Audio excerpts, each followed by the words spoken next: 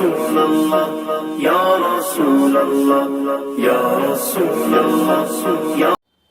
السلام علیکم ورحمۃ اللہ وبرکاتہ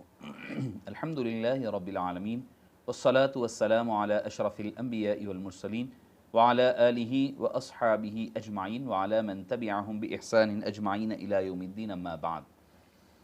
فاعوذ باللہ من الشیطان الرجیم بسم اللہ الرحمن الرحیم انما ولیکم اللہ ورسولہ والذین آمنوا الذین یقیمون الصلاة ویؤتون الزکاة وهم راکعون صدق اللہ العظیم وبلغنا وسندنا رسولہ النبی الامین الکریم ونحن على ذلك لمن الشاہدین والشاکرین والحمد للہ رب العالمین۔ معزز سامعین کرام، شفیق بزرگوں اور عزیز ساتھیوں، آپ تمام حضرات کے خدمت اقدس میں آج کا دن یوم شہادت سیدنا علی المرتضیٰ کرم اللہ وجہہ الکریم کی شہادت مبارکہ کا عظیم تر سانحے کا دن ہے۔ اسی ضمن میں چند باتیں حضرت سیدنا امیر المؤمنین خلیفۃ رسول اللہ صلی اللہ علیہ وسلم خلیفۃ رسول اللہ صلی اللہ علیہ وسلم ورضی اللہ عنہم اجمعین کی چند آپ کی زندگی مبارک کے گوشے، آپ کے گوشے گزار کرنے کی سعادت حاصل کی جائے گی۔ علی المرتضیٰ کون؟ ابو الیتامہ والمساکین، اسد اللہ الغالب الکرار، اخی رسول اللہ، اذن اللہ الواعیہ، ازہد الزاہدین، اصل القدیم، امیر البررہ، امیر الجیوش، امیر المؤمنین، امیر النخل، امام الابرار، امام الاتقیاء، امام الاولیاء، امام الامہ، امام البررہ، امام الحق، امام خلق اللہ، امام الصالحین، امام المتقین، امام المخلصین، امام المؤمنین، امام الناصح، امین رسول اللہ صلی اللہ علیہ وسلم، انیس المؤمنین، اروع المبین، اول القوم اسلاما، اول من آمن باللہ، آمر بالمعروف والناہی عن المنکر، اشرف المکین، امیر البررہ، قاتل الفجرہ، قسیم الجنت والنار، صاحب اللواء، باب اللہ، باب رسول اللہ، علم رسول اللہ صلی اللہ علیہ وسلم، باب مدینۃ العلم، باب دار الحکمہ، بحر العلوم، برہان المنیر، بیضۃ البلد، جبل اللہ المتین، حجۃ اللہ الخالد، حلیف المحراب، حیدر کرار، خازن علم اللہ، خالصۃ الرسول، خیر البریہ، قاصف النعل، دابۃ الارض، ذکر رأیۃ الہدایہ، زوج البتول، زین الصدیقین، والد الحسنین الکریمین، سیدنا و سید سراج المنیر، سیف رسول اللہ، سیف اللہ و سیف رسول اللہ، سعید شاہد رسول اللہ، شجرۃ التقوی۔ معزز سامعین کرام، یہ چند القاب جو میں نے جمع کیے تھے، تقریباً میرے پاس میں نے 90 کے قریب القاب میں نے کچھ لکھے ہیں حضرت سیدنا علی المرتضیٰ رضی اللہ عنہ وارضاہ، اس میں سے چند آپ کے سامنے سنانے کی سعادت حاصل کی، جو کہ اہل سنت والجماعت کی کتب سے جمع کردہ، ایسا نہیں کہ بھئی کوئی اور ہے جس کی وجہ سے کسی اور کے پاس سے اہل تشیع یا اہل روافظ کے پاس سے لی ہوئی بات نہیں ہے۔ کون علی مرتضیٰ؟ مدت دراز تک آغوش رسول اللہ صلی اللہ علیہ وسلم میں پرورش پانے والے، نبی پاک صلی اللہ علیہ وسلم کی دعوت پر سب سے پہلے ایمان لانے والے، حبیب پاک صلی اللہ علیہ وسلم کے پیچھے امامت میں سب سے پہلے نماز ادا فرمانے والے، اور خوفناک اور سخت ترین حالات میں ہر وقت حبیب پاک پر جان نثار کرنے کے لیے تیار رہنے والے، ہجرت کی شب بستر رسول اکرم صلی اللہ علیہ وسلم پر آرام فرمانے والے۔ معزز سامعین کرام، جن کو حبیب پاک جو فصاحت کے، بلاغت کے علم بردار، امام، علم و ادب کے شہسوار، حکمت و دانائی کے مخزن، جرأت و شجاعت اور ذہانت و فطانت کے حسین امتزاج، جگر گوشہ رسول پاک کے سرتاج، کمال تقوی و غایت زہد کے باوجود خندرو اور شگفتہ مزاج رہنے والے، سطوت و حکومت، جاہ و حشمت، سامان سب کچھ ہونے کے باوجود اپنی سادگی کے ساتھ حلۂ خسروی کے بجائے خرقہ درویشی اختیار کرنے والے، سادہ نان نفقے پر اپنی زندگی کا گزارا کرنے والے چوتھے امیر المومنین سیدنا علی بن ابی طالب کرم اللہ وجہہ الکریم، جو مختلف قصائل و فضائل کے حامل ہیں، جن کے قصائل و حمائد اگر ذکر کرنے بیٹھیں تو میں سمجھتا ہوں کہ دفتریں ختم ہو جائے گی۔ کتب حدیث کو اگر آپ کھنگال کر دیکھیں گے تو سب سے زیادہ فضائل اگر کسی کے نظر آتے ہیں تو سیدنا علی المرتضیٰ کرم اللہ وجہہ الکریم کے نظر آتے ہیں۔ معزز سامعین کرام، آپ کا نام نامی اسم گرامی علی، لقب حیدر و مرتضیٰ، کنیت ابو الحسن ابو تراب ہیں۔ آپ کی ولادت مشہور قول کے مطابق آپ بعثت سے 10 سال قبل آپ کی ولادت باسعادت ہوتی ہے مکہ مکرمہ میں، اور کیا خوبصورت انداز میں ولادت ہوتی ہے تو اللہ کے گھر خانہ کعبہ میں ولادت ہوتی ہے، کعبے کے اندر تولد ہوتے ہیں، جیسے کہ ایک دو صحابہ یعنی حضرت علی اور ایک صحابی حضرت طفیل کے بارے میں آتا ہے کہ دو ہی حضرات ہیں جن کی ولادت باسعادت کعبۃ اللہ شریف کے اندر ہوئی ہے، اور اس کو امام حاکم نے مستدرک میں نقل کیا ہے اور فرمایا ہے کہ یہ حدیث صحیح ہے، اور یہ بھی فرمایا ہے کہ یہ صحیح ہے، یعنی بخاری اور مسلم کی شرط کے مطابق حدیث پاک ہے۔ اب لوگوں کو اعتراض ہوتا ہے، حضرت طفیل کی بات ہو تو یہ نہیں پوچھا جاتا بھئی کیسے ہو سکتا ہے کہ کیا کعبۃ اللہ شریف عبادت کی جگہ ہے یا کوئی زچگی خانہ ہے یا کوئی بچوں کی پیدائش کا کوئی میٹرنٹی ہاسپٹل ہے، نہیں پوچھا جاتا، مگر جب بات آئے گی علی کرم اللہ وجہہ الکریم کی تو پوچھا جائے گا، نہیں ایسے کیسے ہو سکتا ہے، یہ کیسے ممکن ہے کہ حضرت علی کی تولد ہو گئے تو نبی کہاں؟ ایک صاحب پوچھنے لگے نبی پاک کی ولادت کہاں ہوئی؟ میں نے کہا کہ کعبۃ اللہ شریف کے سامنے سوق اللیل علاقہ ہے، اس آج جہاں ایک مکتبہ لائبریری بنی ہوئی وہاں پر ہوئی۔ کہنے لگے کیا نعوذ باللہ حضرت علی بلند ہو گئے حضرت آپ صلی اللہ علیہ وسلم سے کہ نبی کی ولادت اپنے گھر میں ہوتی ہے اور علی کی ولادت اللہ کے گھر میں ہوتی ہے؟ میں نے کہا ارے نادان، کعبے کی ضرورت مصطفیٰ کو نہیں ہے، مصطفیٰ کی ضرورت کعبے کو ہے۔ مصطفیٰ جس سمت رخ کر لے وہ کعبہ بدل جایا کرتا ہے، کعبہ تو یہ ہوتا ہے، مصطفیٰ جان رحمت رخ جدھر کر لے ادھر کعبہ بن جاتا ہے۔ کعبے کی اپنی فضیلت حبیب پاک کی فضیلت کی محتاج ہے، باقی دوسرے جتنے ہیں ان کی فضیلتیں کعبۃ اللہ شریف میں ہونا ایک فضیلت کی باب مانی جائے گی۔ معزز سامعین کرام، آپ کے والد ماجد حضرت سیدنا ابو طالب اور حبیب پاک صلی اللہ علیہ وسلم کے والد ماجد حضرت سیدنا عبداللہ رضی اللہ عنہم اجمعین دونوں حقیقی بھائی رہے ہیں، اور پورا سلسلہ نسب اس طرح ہے: علی بن ابی طالب بن عبد المطلب بن ہاشم بن عبد مناف بن قصی بن کلاب بن مرہ بن کعب بن لوئی۔ چونکہ حضرت ابو طالب کا نکاح اپنے چچا کی لڑکی سے ہوا تھا، اس لیے حضرت ابو طالب نجیب الطرفین ہاشمی تھے۔ حضرت ابو طالب فاطمہ بنت اسد، وہ جو خاتون ہیں وہ حضرت ابو طالب کی چچیری بہن ہیں، یعنی ادھر بھی ہاشمی ادھر بھی ہاشمی، تو پہلا لڑکا جو ہاشمی تولد ہوا وہ سیدنا علی ابن ابی طالب رضی اللہ عنہ وارضاہ کی مبارک ذات ہے۔ آپ کا بدن دوہرا، قد درمیانہ، چہرہ روشن و منور، داڑھی گھنی اور حلقے دار، ناک بلند، رخسار پر گوشت، غلافی اور بڑی بڑی آنکھیں، پیشانی چوڑی، کاندھے بھاری، بازو اور کلائیاں گوشت سے بھری ہوئی تھی اور سینہ مبارکہ کشادہ تھا۔ اسد الغابہ میں حضرت سیدنا علی ابن ابی طالب رضی اللہ عنہ وارضاہ کے حلیہ مبارک کو پیش کیا گیا۔ ابو طالب کون؟ چونکہ کثیر العیال تھے اور معاشی تنگی سے پریشان ظاہری طور پر نظر آتے، جبکہ وہ تو ابو طالب تو وہ ہیں جن کے بارے میں اللہ خود فرما رہا ہے وَوَجَدَكَ عَائِلًا فَأَغْنَا، اے حبیب ہم نے آپ کو تنگ دست پایا تو آپ کو، وَوَجَدَكَ یتیمًا أَلَمْ يَجِدْكَ يَتِيمًا فَآوَا، ہم نے آپ کو یتیم پایا تو ہم نے آپ کو بہترین پناہ گاہ عطا فرمائی۔ وہ پناہ گاہ کوئی اور پناہ گاہ نہیں، سیدنا علی ابن حضرت ابو طالب کی پناہ گاہ تھی جس کو اللہ تعالیٰ نے بہترین پناہ گاہ قرار دیا ہے۔ معزز سامعین کرام، حبیب پاک صلی اللہ علیہ وسلم نے جب دیکھا اپنے چچا کی تنگی اور تنگ مالی مسائل تو آپ نے حضرت علی ابن ابی طالب رضی اللہ عنہ ارضاہ کی انتخاب فرمایا، اور حضرت علی بچپنے سے لے کر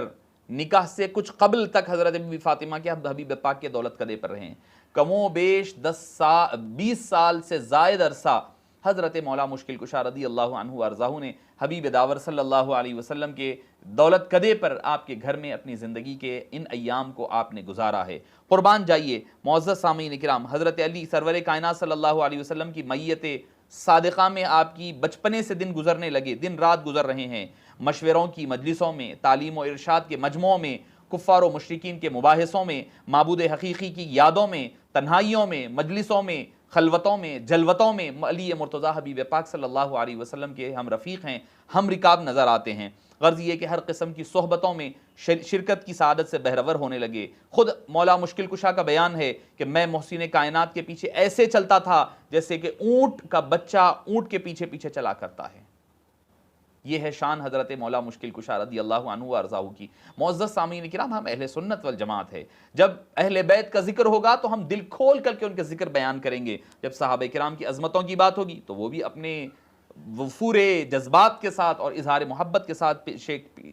پیش کرنے کی سعادت حاصل کریں گے۔ معزز سامعین کرام، حضرت آپ صلی اللہ علیہ وسلم جب مکہ مکرمہ سے نکل کر مدینے کی طرف رخصت ہو رہے ہیں، آپ نے ایک ساتھی کو، ایک رفیق یار کو اپنے ساتھ لیا، وہ تھے سیدنا صدیق اکبر رضی اللہ عنہ، اور دوسرے رفیق یار تھے، وہ رفیق بستر بھی رہے ہیں، ان کو آپ نے کیا کیا؟ فرمایا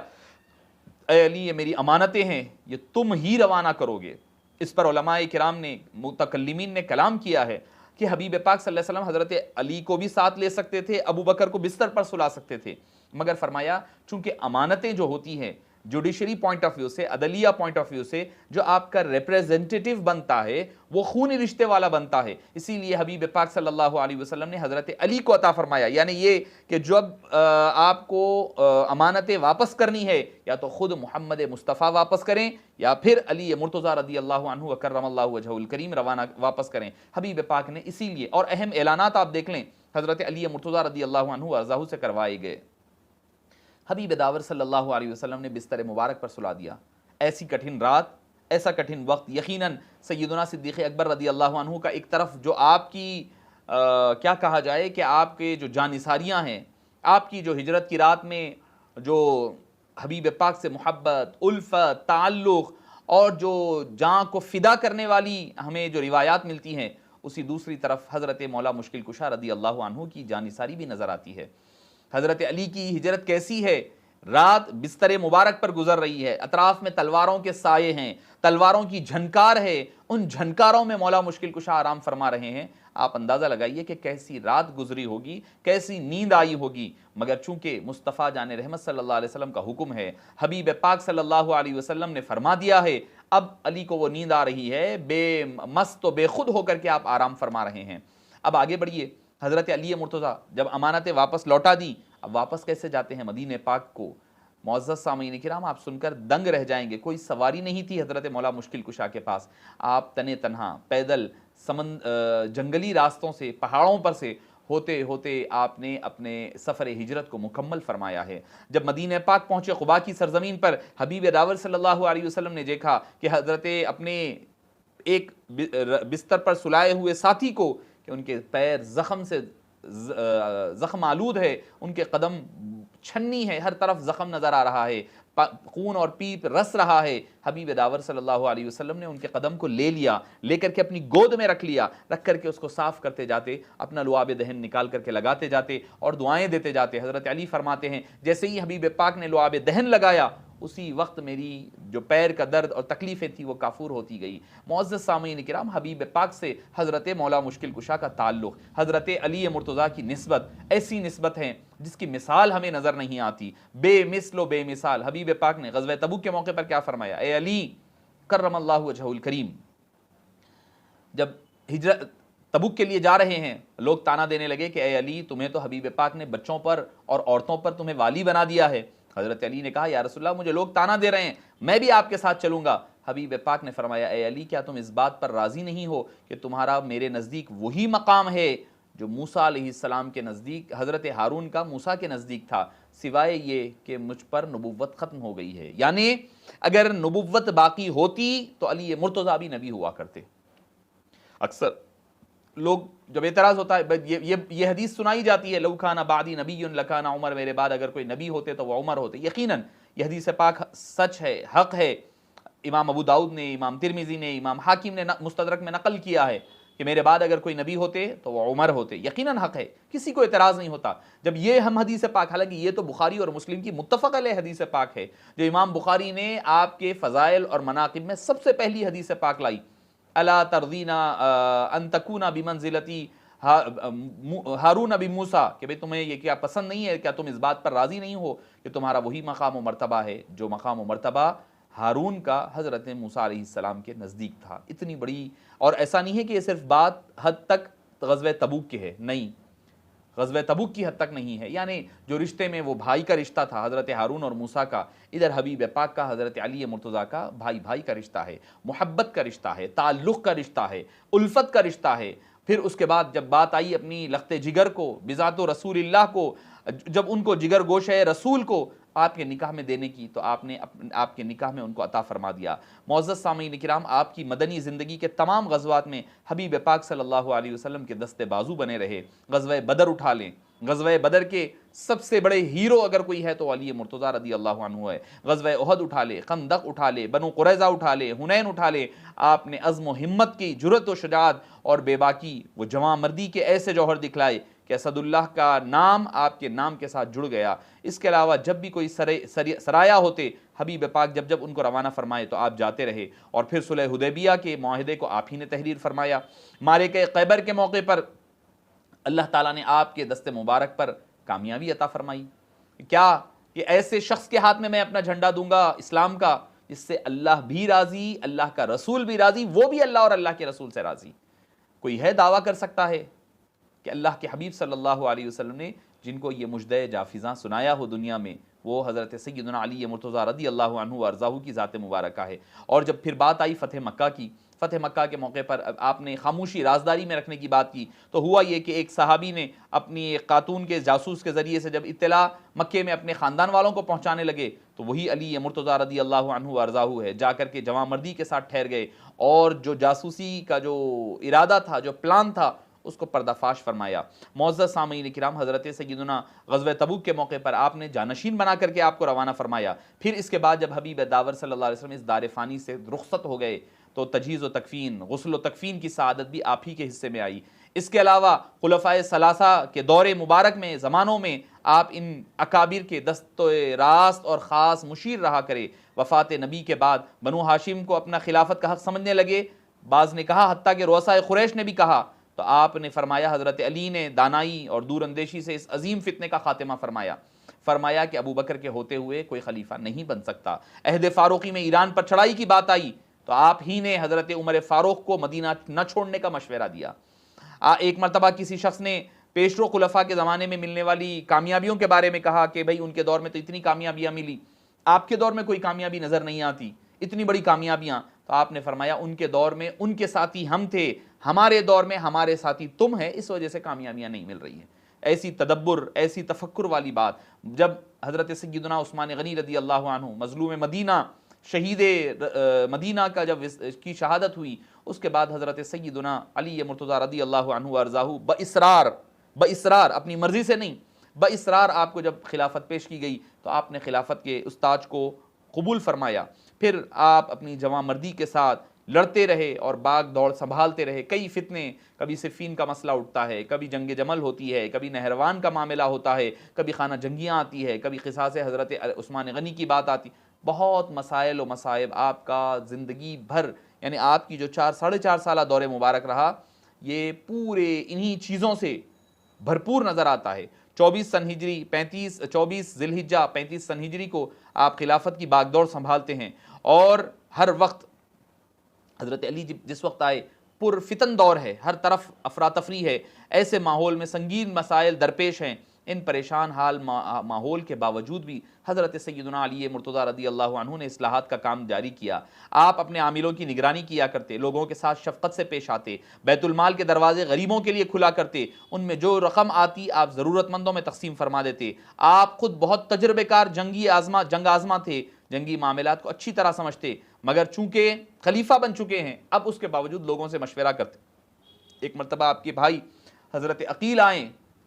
اپنے سگے بھائی ہیں، آ کر کے اپنے بچوں کو لے کر آئے اور عرض کرنے لگے کہ اے میرے بھائی امیر المومنین، میرے پاس کثیر العیال ہے، لہٰذا مجھے کچھ وظیفہ بڑھایا جائے۔ آپ نے یہ نہیں دیکھا کہ میرا سگا بھائی ہے، اس کو وظیفہ بڑھایا جائے، اس کی ضرورتوں کو پورا کیا جائے؟ آپ نے منع فرما دیا۔